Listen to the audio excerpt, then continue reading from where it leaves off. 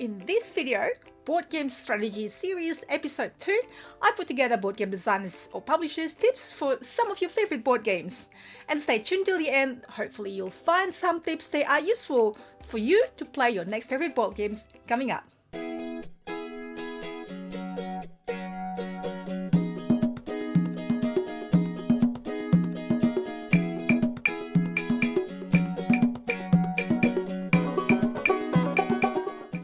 Hi everyone, hope you're well. It's Stella from Meeple University. Welcome back to my weekly tabletop diary.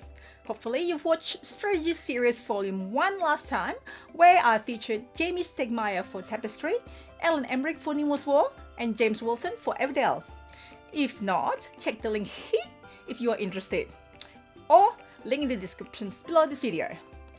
This is episode number 2, and I have more great strategies and tips coming your way. So, thank you so much for your comments on the first episode. I'll try to get the tips for you if I could. So if you do want me to try to get some tips for certain board games, please put it in the comments below. So the idea for this board game strategy series is so that it will help you with your first game, or if you're trying different strategies for your next games for your favorite board games. They certainly have helped me a lot. Now, before we start with the tips, just letting you know that I've added timestamp below this video. So if you want to go right to a particular game or designer, you can go there right away. So here is Board Game Strategy Series episode number 2 with Alexander Pfister for Blackout Hong Kong, Ian Moss for Duelosaur Island, and Dávid Turczi with Anachrony. First, starting in this episode number 2, some basic and advanced tips from Alexander Pfister for Blackout Hong Kong. Hello everybody, I'm Alexander Pfister, the designer of the game Blackout Hong Kong, and I want to tell you some insights, some tips about this game.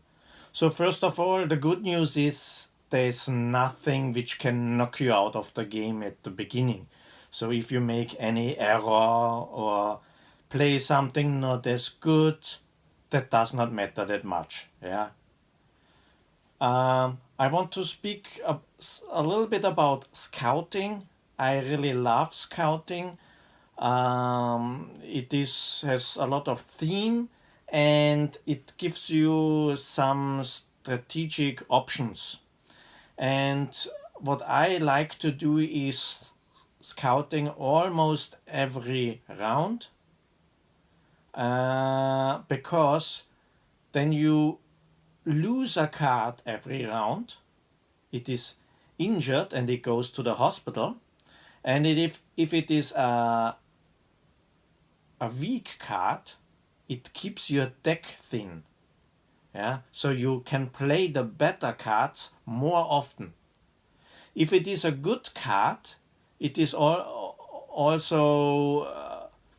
gives you many points, which means if you play the doctor and heal him and get him back on your hand, then you get a lot of points out of this. So scouting has various reasons you should do it a lot of times.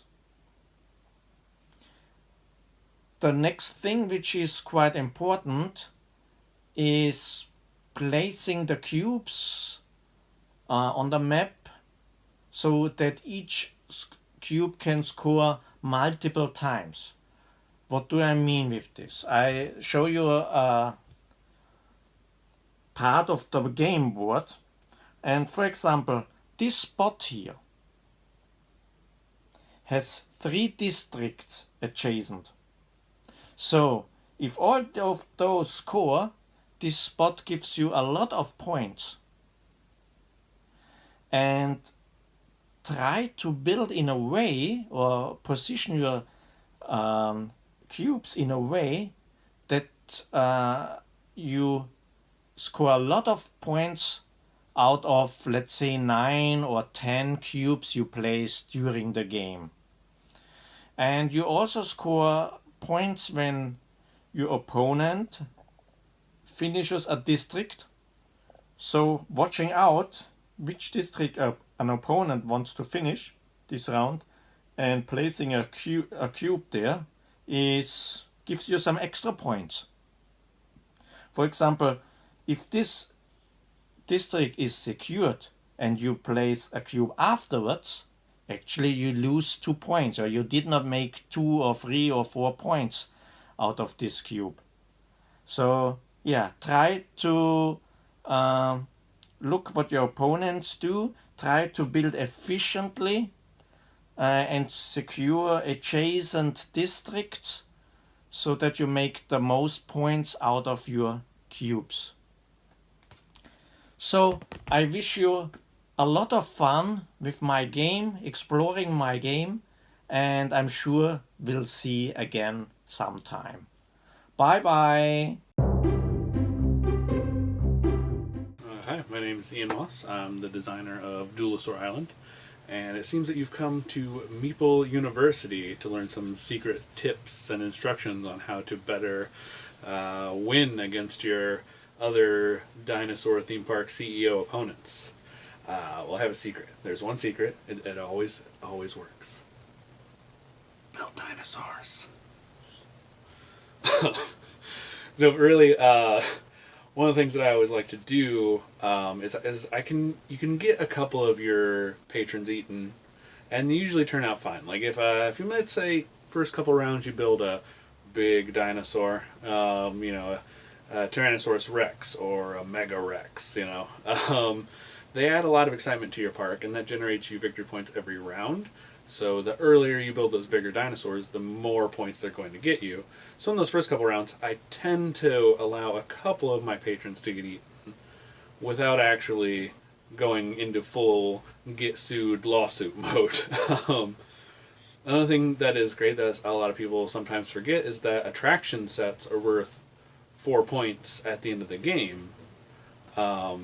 So when you're towards the middle end of the game, you can finish off your sets of attractions to increase your bonuses and get you a little bit more engine building, and then B, it also helps you get extra visitors at the end of the game just for having a set of the 3 different types of attractions. So there's a couple of things you can do. There's obviously more. There's a lot of different ways to play Duelosaur Island, but hopefully those tips help. And hopefully they lead you to victory. If not, then you didn't hear it from me. Hi, this is Dávid Turczi, and I'm the lead designer of Anachrony, and I'm here to give you some strategy tips on how to play Anachrony well. The first thing I would want to point out is that while Anachrony is obviously a worker placement game at its core, the worker placement isn't the goal. It's the tool you do to get the best player board, the best path built. So think of it more of as a tableau building game than a worker placement game. Your goal is not to snipe the best possible action from the other player, because all actions, especially the capital actions, are good, whether it's getting a genius or building cheaper or researching cheaper. You will want to do each and every one of them. What you have to decide is which action gets you closer to building up a combo of abilities on your player board, where without any impediment from the other players you can keep running it from era to era and scoring points from the back of it without anybody being able to stop you, and being able to do that besides doing the worker placement game from turn to turn. The other advice I often want to give is new players ask me, what about the time travel? You're just borrowing things and then paying them back and getting some victory points. Why would I go through that trouble? Can't I just ignore time travel? Well, the answer to that question is yes, of course you can ignore the time travel, and if you do that, then a competent player will beat you by about 20 points or so. First of all, because you're missing out on very easily attainable 6 to 10 points on the time travel track, and more importantly, because time travel is tempo. The game is pure tempo control when it comes to that. Just think of it. You decide on turn 3 that you want to build your favorite building, and you're missing 2 resources for it. So you could go to the mine, get those resources, and then go to construct and build a building. But if everybody else constructed on their first turn, then it will cost you at least 1, possibly 2 water to construct. and you'll be one turn behind on all the other urgent actions. Whereas if you warp in the cubes, build the building, and the next turn send those cubes back, then you've done the same sum amount of actions, got 2 victory points more, and never fell behind in tempo. So remember, Anachrony is all about being in control of time, of your tempo, if you will, and a tableau building where you have to maximize the combo you can build and the things you can score. Thank you very much for watching. Thanks for the tips, guys. Well, thanks for watching. Hopefully these tips are useful for your next board game play. Next time I'll continue with Board Game Strategy Series episode number 3 with more games and more tips. If you enjoy my video, it would help us by hitting the like button and subscribe to us. You can also click the Meeple in the corner and hit the bell so you will be notified of our next videos, including the next Board Game Strategy Series. You can also follow me on Instagram for board games photos and reviews. So I'll see you next time, and thank you so much for watching. Have a great day!